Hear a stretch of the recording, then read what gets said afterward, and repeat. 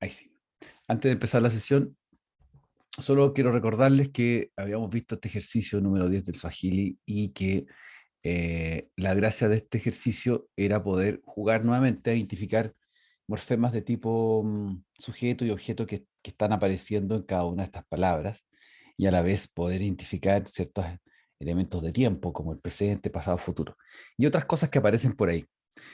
Eh, Acá en esta lámina ustedes se encuentran con las observaciones correspondientes. Fíjense que yo acá pongo dos ítems de observaciones. Primero, lo que tiene que ver con la noción de presente, pasado, futuro, y luego la observación que tiene que ver con la relación entre el pronombre sujeto y objetos que están pronominalizados acá, en términos de que existen personas gramaticales que están cumpliendo función sujeto o cumpliendo función objeto. Entonces, esa es la dificultad que tenía el ejercicio. Y en ese sentido es que, si ustedes ven los primeros cuatro enunciados, yo los separé ahí, le puse distancia a cada uno, de tal manera de poder revisar. Voy a ponerlos todos listados primero. Y fíjense que esto, en la primera columna aparecen los pronombres sujetos, en la segunda columna aparecen los marcadores de tiempo, en la tercera columna aparecen los pronombres objeto y finalmente los pronombres, perdón, los verbos al final. Entonces, la construcción es algo compleja porque uno perfectamente puede perderse en algunas partículas que están entre medio. Lo interesante de todo es que ahí yo puse en colores los distintos verbos y que esos colores nos permiten entonces ver que los verbos son las piezas que se van manteniendo en cada una de las desinencias, supuestamente desinencias finales, lo que establece una particularidad bien especial en esta lengua porque se transforma en algo nuevo para nosotros, porque están los pronombres de objeto puestos al medio y hay unos marcadores de tiempo muy definitorios en cada uno de estos elementos. ¿Cómo les fue con esto? ¿Les apareció un cuadro panorámico de esta naturaleza? ¿Así?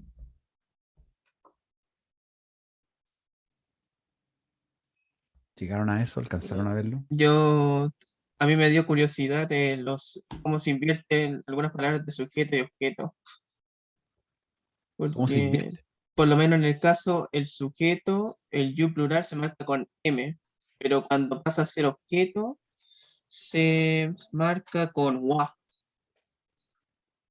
Ya, claro. Uh, Yo pensaba que iban a repetirse, pero cambiando así la posición, pero en cambio el M pasaría a ser el him o her, sería el él y Claro, ella, pero como objeto.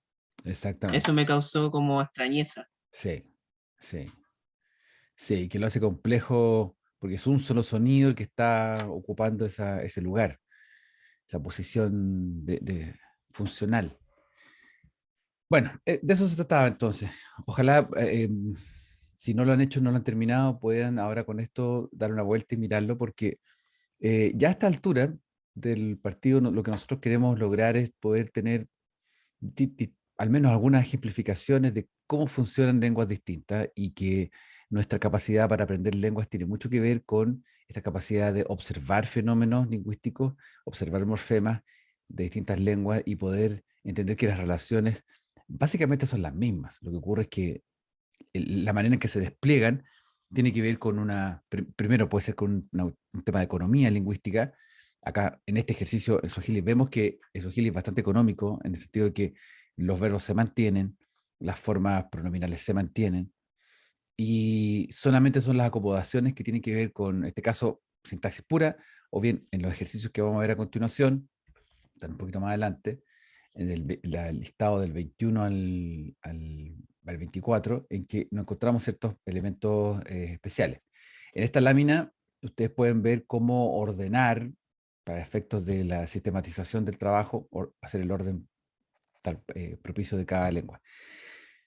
Cuando ahora terminemos el curso y ustedes hagan un proyecto final escogiendo una lengua para mostrarlas selectivamente y hablar de varios componentes, varias cosas que les llamen la atención de esta lengua, una de las maneras de hacerlo, como entregando un cuadro sinóptico, es esta. Poder, por ejemplo, en un muestreo de una lengua, poder declarar y mostrar, hacernos observar a nosotros, los auditores, que estemos bien, revisando y viendo la presentación, es que ¿Cómo se mueve? ¿Cómo se comporta la lengua? ¿Los sujetos están en qué parte de la oración? ¿Cuáles son estos sujetos o los objetos? ¿O sí que hay algunas marcas especiales?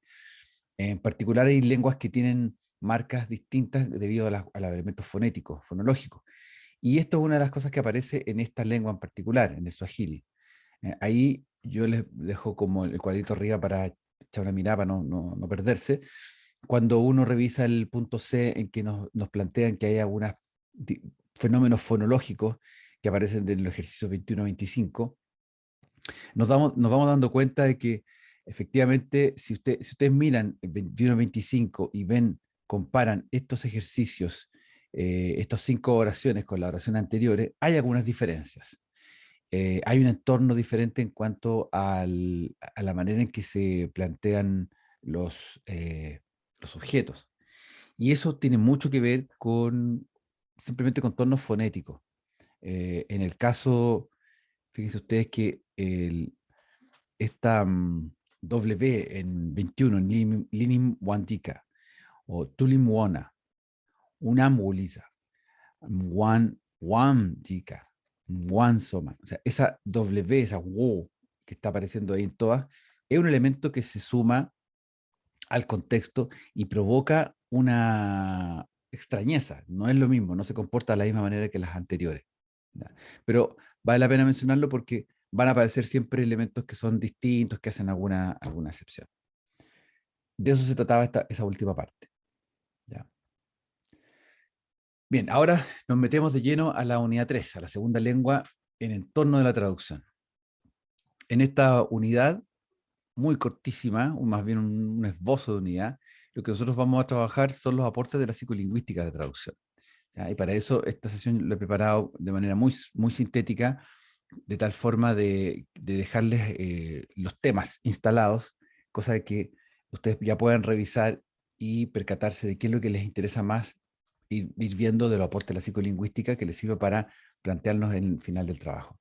Porque la gracia del trabajo, eh, lo voy a ir haciendo los énfasis sobre el trabajo, es que cuando ustedes cogen una lengua y la seleccionan y que les gustaría estudiarla, mostrarla por alguna particularidad que a ustedes les llame la atención, vamos también a hacer la reflexión psicolingüística en el término de qué método sería más apropiado para poder estudiarla, eh, qué particularidades nos entrega a nosotros como lengua que nos permite ser mejores traductores o entrenar de mejor forma con respecto a esta lengua para ser mejores traductores.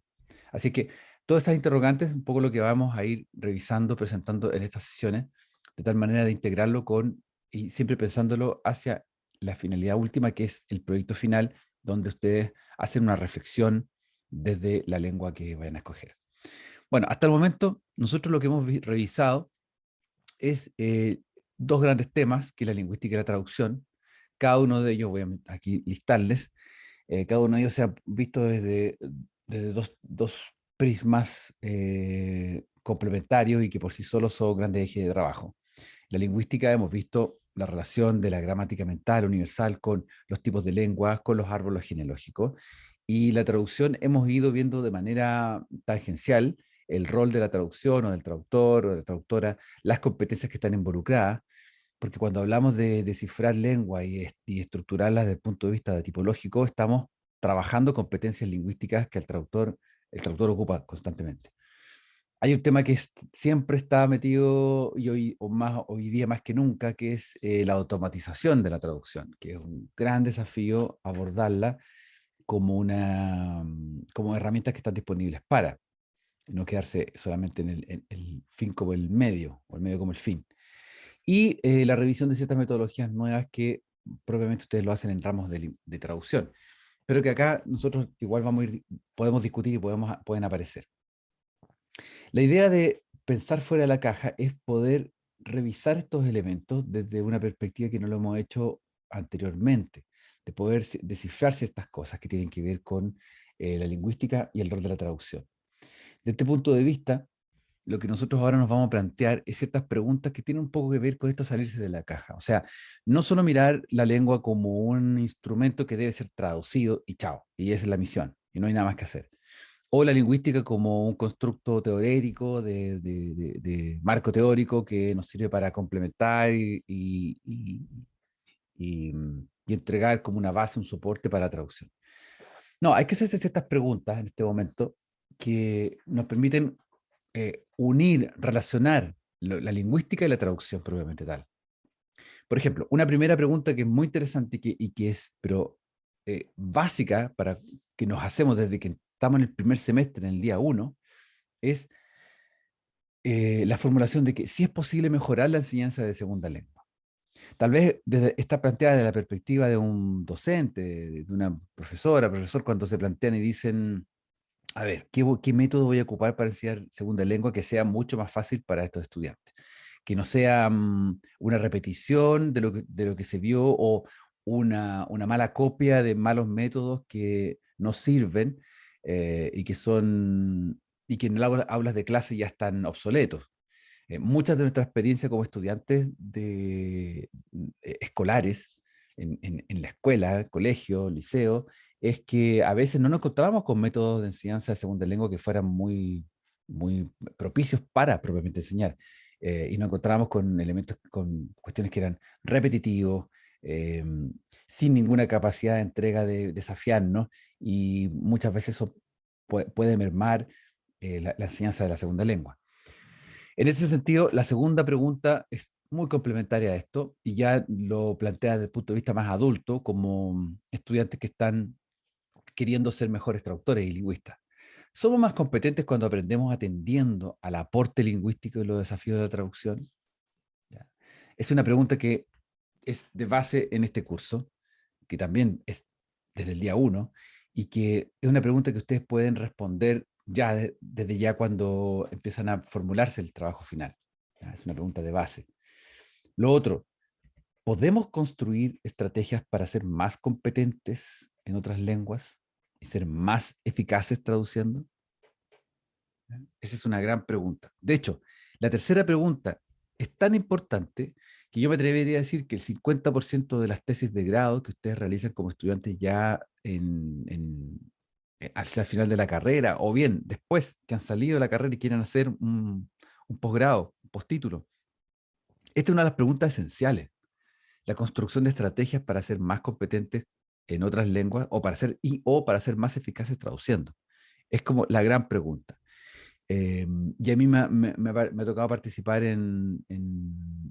como profesor de guía de varias tesis que han sido, eh, que versan sobre esto. O sea, el leitmotiv siempre va, o muchas veces tiene que ver con la construcción de estrategias. Que lo que uno hace sean temas en particular es otra cosa. Pero está siempre esta inquietud por mejorar lo que existe. Y lo más probable es que ustedes en los ramos de traducción que tienen, los ramos de práctica de traducción, de ejecución de traducción y de introducción a la traducción, siempre se esté cuestionando autores que entreguen mejores estrategias. No solo desde el punto de vista teórico, sino del hacer, que eso es muy importante. ¿Sí? ¿Eso les hace sentido estas últimas tres preguntas? ¿Se lo han formulado, lo han visto en algún curso? Claro, o sea, yo todos los días me pregunto la primera, al menos, porque Ya, estoy, por ejemplo, en clases de japonés a veces me encuentro un poquito como, no sé, como atascada y siento que no, o no avanzo o no aprendo bien. Entonces, ¿cómo podría yo aprender mejor? exacto. ¿Y cómo podría mejorar la enseñanza en ese caso? Hacia mí, obviamente, Claro, claro, claro. por ahora. Sí. Sí, porque además que hay varios métodos de enseñanza y a veces los profesores tienen que jugársela por un método que consideran el mejor posible para enseñar una segunda lengua, pero resulta que no es el mejor método para todo el mundo. Y esa es la gran paradoja y por eso uno como estudiante de lengua tiene que estar muy al tanto y muy preocupado de ir adelante, como poder ir midiendo, esto me sirve, no me sirve, qué es lo que tengo que hacer. Si ustedes se acuerdan, eh, estaban en la escuela, les pasaron en algún momento seguramente libros de método, siempre el método de inglés, el que venía como un librito, y uno se compraba ese librito. Y era como la cosa más mejor preparada dentro del paquete de libros que uno tenía de texto. ¿Por qué? Porque siempre había un método nuevo, alguna editorial que sacaba alguna cuestión nueva, y uno miraba estos libros como estudiante, como profesor, y se da cuenta que todo el paseo que uno hacía sobre esta segunda lengua tenía que ver con distintas situaciones para poder ir aprendiendo. Y básicamente eso se materializa en que necesitamos las 4 habilidades básicas, practicarlas todo el tiempo. Necesitamos saber leer, saber escuchar, entender, saber producir a nivel de escritura y a nivel de oralidad. Seguramente en japonés debe ser mucho más complicado realizar las tareas de producción lingüística en términos de escritura y términos de habla. Siempre la puerta de entrada a una segunda lengua va a ser la comprensión, eso es sin lugar a duda. Y es por eso que uno puede ser capaz de comprender más lenguas de las que puede hablar. Eso también es muy normal dentro de cómo actúan los cerebros. Y algo que vamos a ir conversando en esta misma sesión. Bien, voy a avanzar. Vamos a revisar en esta sesión 3 beneficios para lingüistas traductores. Esos 3 beneficios son fundamentales dentro de lo que la psicolingüística nos plantea, de lo que ha hecho la psicolingüística por nosotros para ir entregándonos líneas de acción. La primera es esta reflexión. Es evidente que saber más de una lengua puede hacer que algunas cosas sean más fáciles, por ejemplo, como viajar o ver una película sin subtítulos. Díganme si no han hecho el ejercicio de ver una película sin subtítulos en algún momento, porque esa es una de las cuestiones más habituales en nosotros que nos gustan las lenguas. Uno hace los ejercicios de ver películas sin subtítulos de repente por el solo hecho de desafiarse para entender, para escuchar, para ver qué es lo que está pasando, a ver hasta cuándo, hasta dónde llego. Y cuéntenme si lo han hecho, porque en ese ejercicio uno se da cuenta también de las variantes de lengua que tiene al frente, sobre todo en el caso de esta masividad que tenemos con el inglés por todos lados. Cuando uno escucha ver una película en inglés, por ejemplo, y van dándose cuenta de los registros, de los niveles de complejidad de la lengua, de los registros, no solo la complejidad en términos de la cantidad de palabras que existan, sino el registro de quiénes son los que están hablando, de dónde están hablando, desde qué punto de vista, desde qué zona geolectal están hablando o desde qué mundo de lengua inglesa están hablando. O sea, eso es bien interesante. ¿Les ha pasado eso? ¿Lo han experimentado alguna vez? Sí, obvio, o sea, cuando estaba igual aprendiendo inglés, ahí veía como muchas más cosas. Por ejemplo, veía series sin subtítulos, las trataba de ver sin subtítulos para poder saber que estaba aprendiendo bien, cosas así, y bueno, hasta ahora igual. Pero no sé, ahora las veo con subtítulos en inglés porque a veces no quiero pensar mucho. Claro, sí, no estamos cansados. Cristóbal dice ver clases de japonés o inglés y subtítulos. Ah, bueno, ese es un gran desafío. O sea, yo creo que eso es súper entretenido y creo que esa posibilidad que ustedes tienen hoy día es fantástica. O sea, me hubiese encantado poder revisar las clases después en video y poder ponerle, sacar subtítulos de la clase y poder ver de nuevo esa clase de inglés o de japonés. Uf, fantástico. Ahí hay un material, una instancia que no existía antes. Ni siquiera existía para sus compañeros de hace 2 años atrás, 3 años atrás. O sea, es demasiado nueva esta posibilidad. Por eso creo que las clases, entre paréntesis, creo que este tipo de clases Zoom en esos casos específicos como clases de lengua, podría mantenerse la idea de seguir grabándose. Podría ser extraordinario porque para usted sería muy útil. ¿Acaso tener un cerebro bilingüe o multilingüe tiene otras ventajas? ¿Ah? Saber más de una lengua mantiene el cerebro sano, complejo, activo. Esa es una aseveración que se dice y que está en muchos libros, muchos artículos, incluso que aparecen todo el tiempo. Parece ser que saber más de una lengua mantiene el cerebro muy sano, muy complejo, muy activo.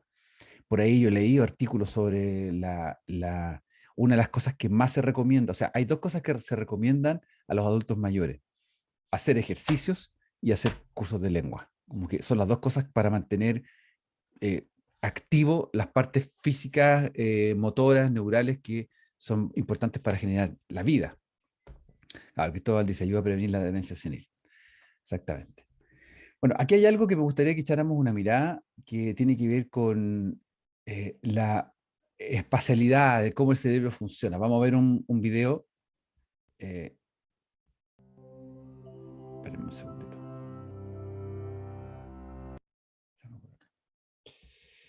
Vamos a verlo. Acá está. Hablas español? Parlez-vous français? 你会说中文吗 If you answered si, oui, or hui, and you're watching this in English, chances are you belong to the world's bilingual and multilingual majority. And besides having an easier time traveling or watching movies without subtitles, knowing 2 or more languages means that your brain may actually look and work differently than those of your monolingual friends. So, what does it really mean to know a language? Language ability is typically measured in 2 active parts, speaking and writing, and 2 passive parts, listening and reading. While a balanced bilingual has near equal abilities across the board in 2 languages, most bilinguals around the world know and use their languages in varying proportions. And depending on their situation and how they acquired each language, they can be classified into 3 general types. For example, let's take Gabriella, whose family immigrates to the US from Peru when she's 2 years old. As a compound bilingual, Gabriella develops 2 linguistic codes simultaneously with a single set of concepts, learning both English and Spanish as she begins to process the world around her.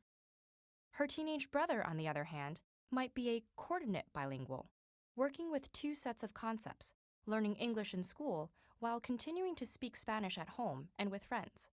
Finally, Gabriella's parents are likely to be subordinate bilinguals, who learn a secondary language by filtering it through their primary language. Because all types of bilingual people can become fully proficient in a language regardless of accent or pronunciation, the difference may not be apparent to a casual observer. But recent advances in brain imaging technology have given neurolinguists a glimpse into how specific aspects of language learning affect the bilingual brain. It's well known that the brain's left hemisphere is more dominant in analytical and logical processes, while the right hemisphere is more active in emotional and social ones. Though this is a matter of degree, not an absolute split. The fact that language involves both types of functions, while lateralization develops gradually with age, has led to the critical period hypothesis. According to this theory, children learn languages more easily because the plasticity of their developing brains lets them use both hemispheres in language acquisition, while in most adults, language is lateralized to one hemisphere, usually the left. If this is true, learning a language in childhood may give you a more holistic grasp of its social and emotional contexts.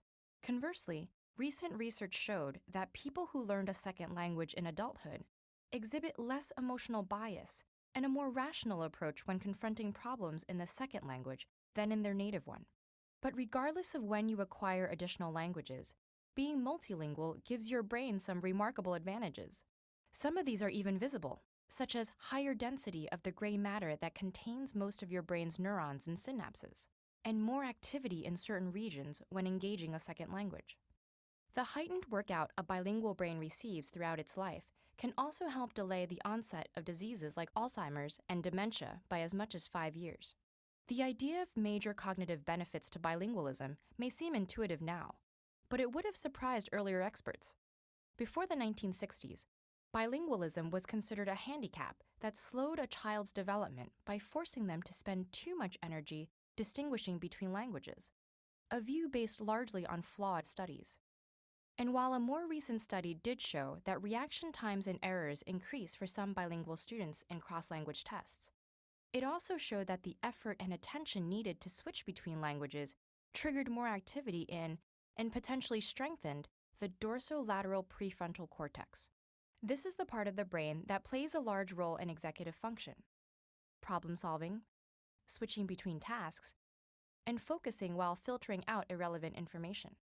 So, while bilingualism may not necessarily make you smarter, it does make your brain more healthy, complex, and actively engaged. And even if you didn't have the good fortune of learning a second language as a child, it's never too late to do yourself a favor and make the linguistic leap from hello to hola, bonjour, or ni haos. Because when it comes to our brains, a little exercise can go a long way.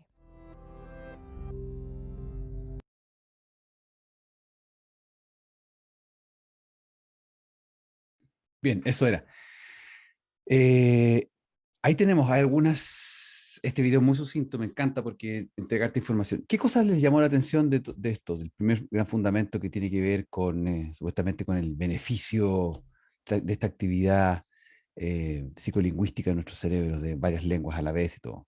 ¿Qué les llamó la atención o con qué idea fundamental se quedan? A mí me llamó... Ah, No, adelante. lo siento. No, era Tania, solamente que me llamó la atención el tema del aumento de la materia gris y ya, cómo sí, se ocupan los hemisferios del cerebro para los idiomas. claro, exactamente. Eso es una cuestión fundamental, ¿no? O sea, es algo que se ha estudiado que sí existe, pasan este tipo de cosas neurobiológicas en nuestro cerebro cuando estamos aprendiendo lenguas o hablando lenguas distintas. Sí, ¿qué más? Yo iba a decir más que nada que existe ¿cómo se llama esto? De que la idea de que un adulto, por ejemplo, ya no sé, alguien mayor de 30 años, alguien mayor de 40, no puede aprender bien un idioma. Entonces mucha gente creo que se queda atascada en eso Claro, y dice, ya era, no aprendí esto cuando tenía, no sé, 20 años, no lo voy a aprender ahora. Pero acá dice lo contrario, que finalmente es mejor hacer eso, incluso aunque uno tiene, no sé, 70 años, igual trae muchos beneficios. claro. Puede demorar más, pero de todas maneras está ejercitando tu cerebro, que es lo importante. A mí me llamó la atención bastante cómo se veía antes como una actividad que retrasaba el aprendizaje y todo eso, porque, Sí, por ejemplo, tengo una familia amiga muy cercana y ellos hablan muchos idiomas. Los abuelos crecieron toda su vida en Italia, después sus hijos crecieron en Canadá porque se tuvieron que mudar a Canadá y hace poco llegaron a Chile. Pero ellos siempre hablaron español también en la casa, entonces tienen esa mezcla de tres idiomas y los abuelos ya tienen sobre 90 años y son unas personas súper cultas, hablan de todo y nunca los he visto como dudar o cómo seguirse, quedarse como estos abuelitos que se quedan como para adentro. Son personas que siempre leen, que siempre hablan de temas, no sé, de política, de temas súper ricos en cultura y en general. mm, sí, qué bueno que tocaste eso, porque efectivamente algo que ahí también Paula lo menciona, a mi hermano chico le dijeron que en el colegio eso, porque lo que pasa en el proceso, en el momento en que se están aprendiendo lenguas, que están coexistiendo estas lenguas, la sensación esto de que retrasa el aprendizaje es porque es una evidencia, digamos, la evidencia primera, lo que está ocurriendo es que un niño en particular, un niña está escuchando y está diciendo cosas y de repente se queda pensando en hay algo que parece serle más difícil que otro, y es porque está simplemente ajustando lo que sabe para poder conectarse en ese código, porque en ese momento un niño, niña no está, no siente que esté aprendiendo o que esté diciendo, usando lenguas distintas, sino que simplemente está como, este código tengo que utilizar para relacionarme con mis padres, este otro lo utilizo en la escuela, este otro lo utilizo para otra cosa, etcétera. Entonces, Claro. lo No, que está ocurriendo es que es un proceso más largo de reflexión. ligado con eso, claro, no pueden esperar que un niño que aprendió solamente un idioma, que es el que siempre lo ha rodeado, hable a la misma velocidad o aprenda más, o sea, como a la misma velocidad que otro niño que está aprendiendo, no sé, dos o tres idiomas en su casa. Totalmente, sí, A mi exactamente. hermano le pasó eso en el jardín. ¿Cómo se llama esto? Mi mamá vive en Francia, mi hermano son de allá, están ahí viviendo desde hace mucho tiempo. Ahora tiene 8 años, esto pasó cuando era chico. Claro. O sea, más chico. Tenía como 2 años, algo así, y yo siempre consumí contenido en inglés. Entonces intentaba como enseñarle más o menos. Entonces Claro. aprendió el abecedario como al año y medio en inglés. Y decía muchas de las cosas en inglés. Mm, Y también obviamente tenía el español metido adentro, pero en el jardín obviamente todo el mundo habla francés porque ese era el país en donde claro, estaba. sí, Y de las personas que trabajaba ahí le pidió a mi mamá que por favor no hiciera eso porque no le entienden nada o no pueden como que no se pueden comunicar con él. Cuando no es mm, cierto, él igual entendía, entendía claro, perfectamente lo que le decían. claro, totalmente, sí, así Y es, se demoró mucho en hablar también, al final. Pero cuando habló, habló de una. claro. No se quedaba pensando, no tenía una pronunciación mala, sino que llegó y habló y decía frases enteras. Y eso es bastante normal, que a veces los niños se demoren o tomen un tiempo más en hablar. Es súper normal, no es, a no ser que haya realmente alguna cosa especial, alguna patología, pero algo ya tendría que ser muy especial, porque en general los niños tienen distintos ritmos, distintos tiempos y hablan a veces mucho más tarde y más encima, si estoy con dos o tres códigos distintos, se da esa situación.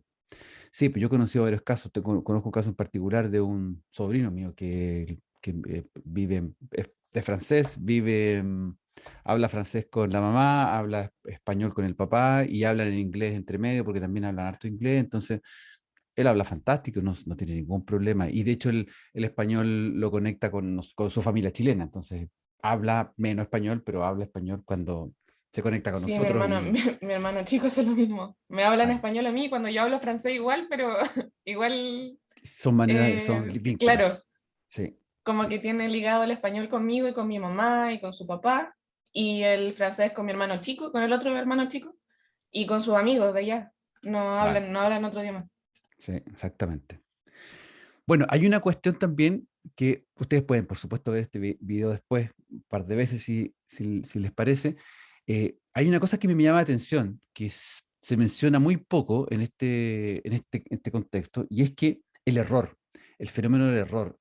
El error es algo que es parte connatural del aprendizaje y está tan penalizado el error, nos sentimos tan culpables cuando cometemos errores, sentimos que somos menos que los otros porque alguien comete menos errores y uno comete más. Y parte del proceso psicolingüístico de poder entender una segunda lengua y más encima, si es que hay más de una segunda lengua, una tercera lengua que esté por ahí dando vuelta, el error es el momento propicio para poder experimentar con la lengua. Y eso ustedes lo pueden comprobar si escuchan, no solo escucharse ustedes mismos, sino que si le prestan atención a niños chicos que están aprendiendo lengua materna. La cantidad de errores son tremendos, pero son errores muy lindos, porque son errores donde están ocupando reglas gramaticales y aparecen estas cosas como, por ejemplo, el uso de los participios, o el uso de los verbos regulares, perdón, verbos irregulares como regulares. ¿Ya? El verbo poner, por ejemplo, verbo poner que es muy irregular, los niños dicen yo pune, o tú pones, yo pune, tú punás, cosas así. Y uno dice, ¿pero qué está hablando? Claro, porque están adoptando la misma raíz y la están conjugando con la raíz, con la regla que ya se aprendieron. Ese tipo de fenómenos a nosotros como adultos nos pasa siempre porque tomamos reglas y aplicamos la regla. Entonces, ese error es fascinante porque nos permite ver que los niños están aprendiendo y a nosotros mismos nos permite comprobar que estamos aprendiendo una regla. No debería quedar fuera de la experiencia de aprendizaje. Eh, Dice Paula, mis hermanos traducen directamente del francés al español y suena muy chistoso, pero claro, los corregimos. Claro, totalmente, totalmente. Eso pasa cuando uno trata de hablar yo cuando trato de hablar en francés caigo también en esas cosas, o cuando escucho francés o escucho a una persona en francés hablar español y veo también sus errores, también es como para notarlos, porque son errores clásicos donde diría, ¿qué cosas tengo que ponerle atención cuando quiero aprender? Por ejemplo, el caso francés, ¿qué cosas tengo que ponerle atención para hablar mejor francés? Que son las dificultades que nos permiten todavía que no sea un francés fluido. Bueno, eso aplíquenlo a todas las lenguas. Por lo tanto, el error permite aprender y una vez que uno va aprendiendo, va resolviendo problemas. Entonces, toda esta capacidad de resolver problemas, cuando en matemáticas siempre nos han dicho, en estudio, ustedes se recuerdan, en matemáticas siempre se planteaban como resolver problemas, como que la matemática tiene que ver con planteamiento de problemas y resolución de problemas. Bueno, la lengua tiene que ver con lo mismo también, tiene que ver con plantearse ciertas dificultades a nivel lingüístico como para poder hablar esta otra lengua y resolverlos. De tal manera que el entrenamiento en generar tareas complejas es un entrenamiento que es parte de aprender otra lengua. Ahí yo me pregunto, y queda abierta porque yo no sé el detalle, o sea, he escuchado mucho, he leído mucho, ¿qué pasa con el multitasking? Si el multitasking efectivamente nosotros producimos, ejecutamos multitasking cuando estamos hablando de distintas lenguas, o cuando estamos resolviendo, siempre se dice que el cerebro femenino es mucho más multitasking que el cerebro masculino. Hay cosas, he leído un montón de cosas donde se demuestra, pero yo no estoy tan seguro si sea así. Hay que investigar, hay que ver si a nivel paradigmático o realmente es a nivel de empírico que se produzcan estas diferencias. Bueno, eso es lo que quedan, ¿ya? Ahí yo les quiero dejar instalado ese primer beneficio y las problemáticas que ahí aparecen. Entonces, si yo pienso en seleccionar una lengua y me gustaría enfocar uno de los aspectos de plantearme de qué manera el aprendizaje de lengua me permite mejorar y potenciar mis capacidades lingüísticas, mi capacidad de resolución de problemas, la experiencia del error versus la resolución o la manifestación de una nueva regla, por ejemplo, ya, acá está el primer factor importante, el primer beneficio que podría ser y que podría ser explotado en el trabajo. El segundo beneficio es el siguiente. Es evidente que algunas personas son consideradas talentosas por saber más de una lengua o varias lenguas, y efectivamente son los famosos políglotas. ¿Ya?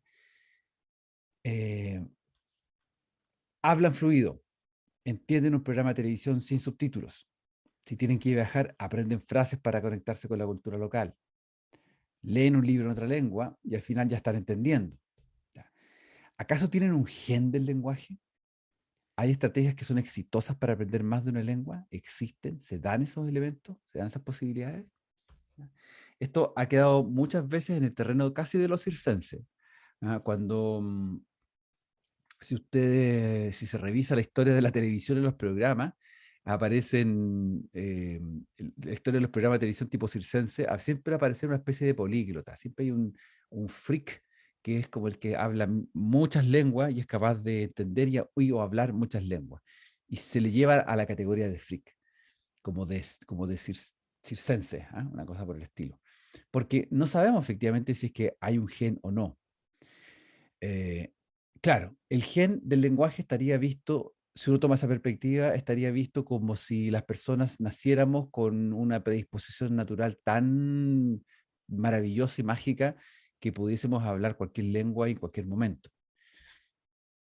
Es más difícil pensarlo de esa manera o verlo de esa manera, pero más bien uno lo podría revisar desde el punto de vista de que pudiesen existir ciertas técnicas para hablar lenguas extranjeras o hablar más de una lengua.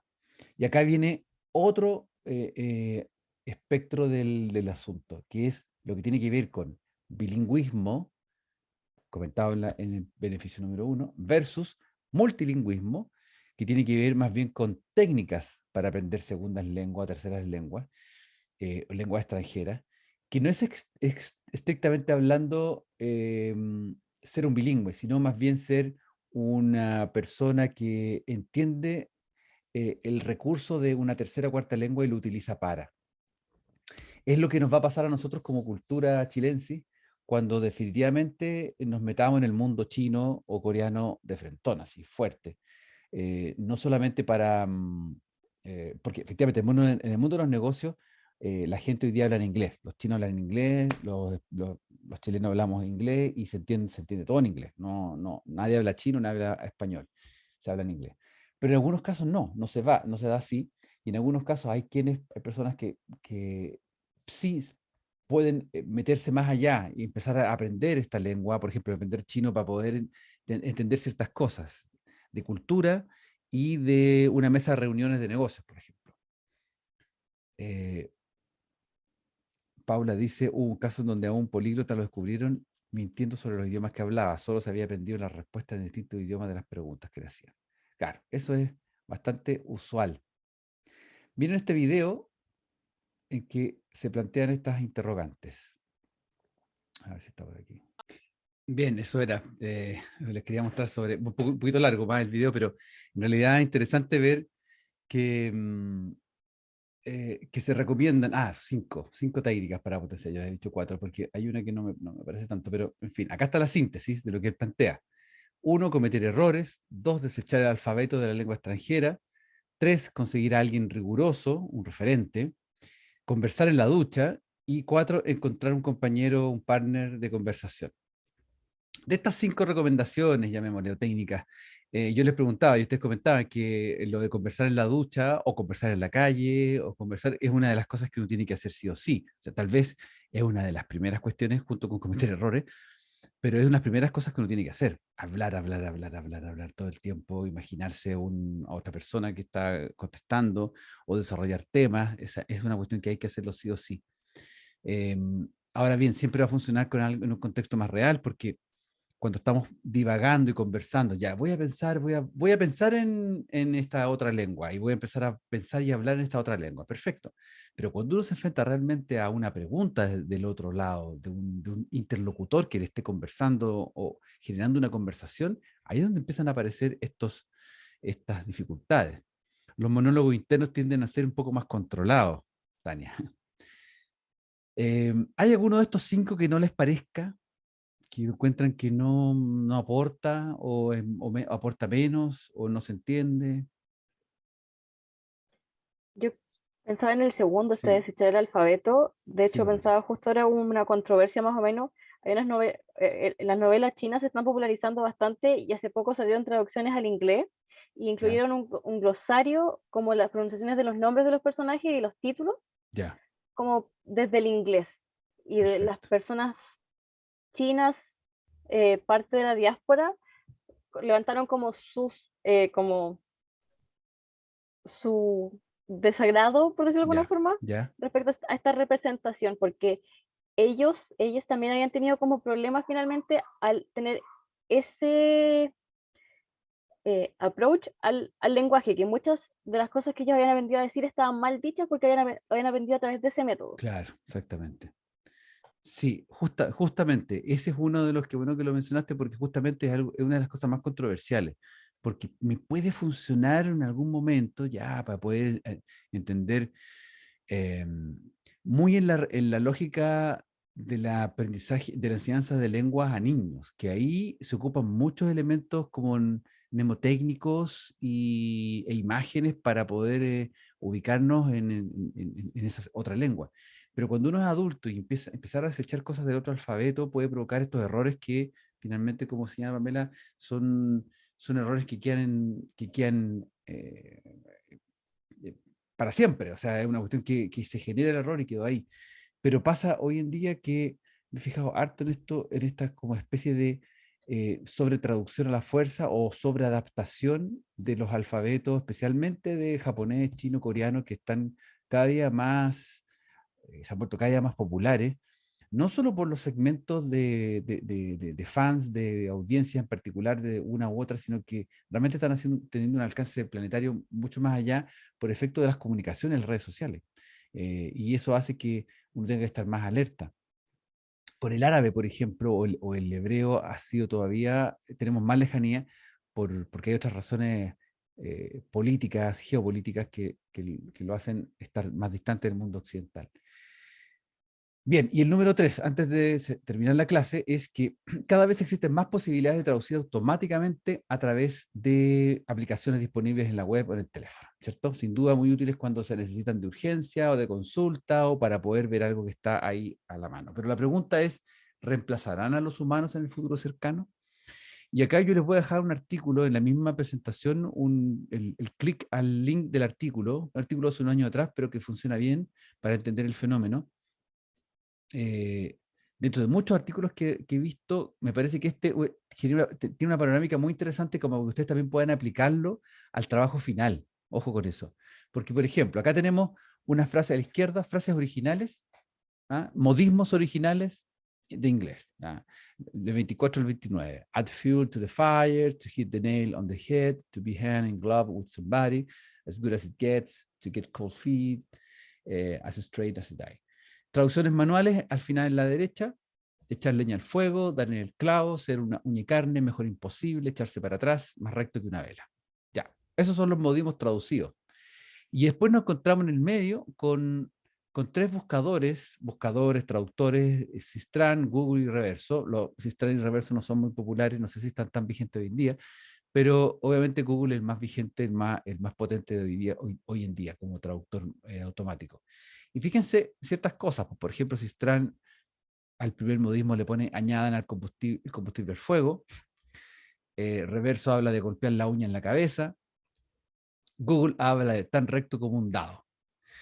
Bueno, esos son los errores clásicos de estos elementos de estructura automático. Entonces, en el artículo, que ahí está el link, ustedes pueden revisar cómo la autora lo que hace es plantearse distintos tipos de estructuras lingüísticas que desde el inglés al español estos buscadores, estos traductores automáticos están haciendo y cuál es el rango de éxito que tienen.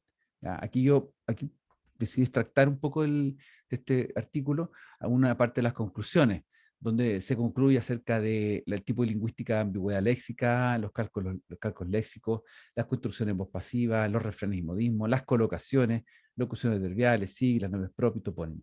Tal vez una de las más complejas de traducir siempre va a ser, digamos, la número 1, ambigüedades léxicas, la número 2, calcos, y la número 4, refranes y modismos, perdón, número 5, sí, bien digo, refranes y modismo, y 5, colocaciones, porque las colocaciones son todas estas frases que son hechas de alguna manera con el genio de la lengua, que son hechas como, ¿cómo se dice en español tal cosa y no se dice de otra manera? Siempre se me viene a la mente un ejemplo clásico de colocación que es lavarse los dientes.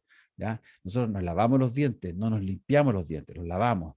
Pero en otras lenguas se limpian eh, se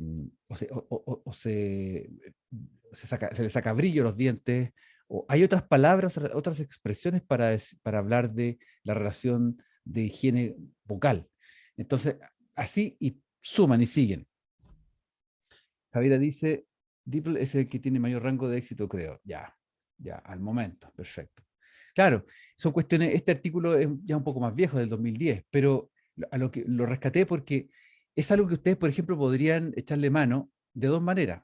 Primero, cuando ustedes ya están egresando, quieran hacer alguna tesis, algo, podrían trabajar este tema, meterse de lleno en esto y ver la validez y la ganancia que hay ocupando estos elementos. O sea, es un tema apasionante per se. Luego, para efectos de nuestro proyecto final, que es muy acotado, también ustedes pueden echar mano de generar ciertas traducciones automáticas de algunos segmentos de la lengua que escojan en distintos buscadores y hacer la reflexión al respecto. Una reflexión muy puntual, pero que nos permita también abrir esta discusión, que es de mucha relevancia hoy en día. ¿Ya?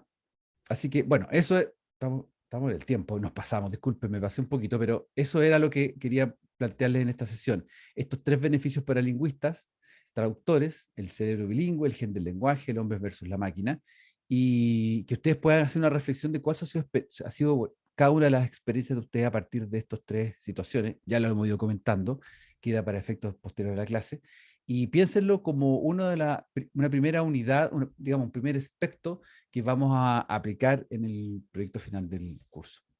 ¿Alguna pregunta, comentario final antes de terminar? Profe, yo le quería... Sofía, después Tania. Ya, ok. Le quería preguntar sobre el trabajo final, porque igual queda poco o sea, igual tenemos otras cosas que hacer, así que quería ver cuándo nos iba a dar la pauta y esas cosas, como para empezar a verlo, porque, como Sí, dice, nos queda poquito. sí, exacto. El próximo lunes voy a darles la pauta y un ejemplo del trabajo. Y es un trabajo bien agotado. En ese sentido, como les comentaba, o sea, ustedes desde ya podrían escoger una lengua que les guste, que quieran trabajarla. ¿Y cómo la vamos a trabajar? De la forma en que lo hemos visto hasta ahora. Seleccionar un segmento de texto informativo, vamos a trabajar con ese tipo de texto, y buscar la historia de la lengua, de dónde viene, la tipología de la lengua, ya, la bibliografía que ya tenemos va a servir. De hecho, yo les voy a dejar más libros para que puedan revisar. O sea, voy a armar una carpeta de libros con los que ustedes van a echar mano como primera fuente. Eso lo voy a dejar hoy día en el módulo. Y luego hacerse estas preguntas sobre cuál sería el mejor método para aprender esta lengua, cuál sería la mejor técnica, si es que tiene una experiencia previa o no, eso también va incluido. Entonces, ese es el tenor del trabajo. La pauta en sí, cómo va a ser cada una de las partes del trabajo, eso lo vamos a ver en detalle el próximo lunes. Y la próxima semana vamos a dedicarnos a trabajar en eso. O sea, ya cerramos contenido. Este lunes, estas clases y la clase del viernes son clases donde vamos a hablar sobre psicolingüística y ahí cerramos. Así que vamos paso a paso. Tania, ¿quería decir algo? ¿Preguntar? Sí, era más o menos lo mismo que Sofía sobre el trabajo. Disculpe si entré tarde, pero no sé si hablaron sobre las fechas del trabajo. Sí, pues las fechas están en la presentación misma. Está todo pauteado el calendario. Está en la presentación de la semana pasada y en la de hoy día. O sea, la próxima semana nosotros Ok. tenemos dedicación al trabajo y la semana subsiguiente ya las presentaciones de los proyectos. Sí, Ah, ok, sí, perfecto. pues estamos Gracias. apretados, Ah, pero va a ser así. Los Sí. grupos pueden ser de 2 personas, Cristóbal. Esa es la idea. No sé De si 2 hay un personas. impar. Ok. Si es que hay impar, hay una persona que se retiró, pero no me acuerdo si era de este curso o del otro. Ahí lo voy a revisar y ahí les comento. Bien, Gracias, profesor. de nada. Eso ha sido todo por hoy. Que estén muy bien. Nos vemos en la próxima sesión y cualquier cosa estamos conversando por correo, como ustedes quieran. ¿Ya? Les voy a Igualmente, dejar profe, muchas gracias. eso. Les insisto entonces que les voy a dejar la info de la bibliografía desde ya en el Moodle hoy, para que puedan ir buscando más información, materiales. Ya, que estén muy bien, que tengan buena semana. Aprecio, Igualmente, Harta profe. fuerza, harto Igualmente, ánimo. Igualmente, profe, Chao. chao.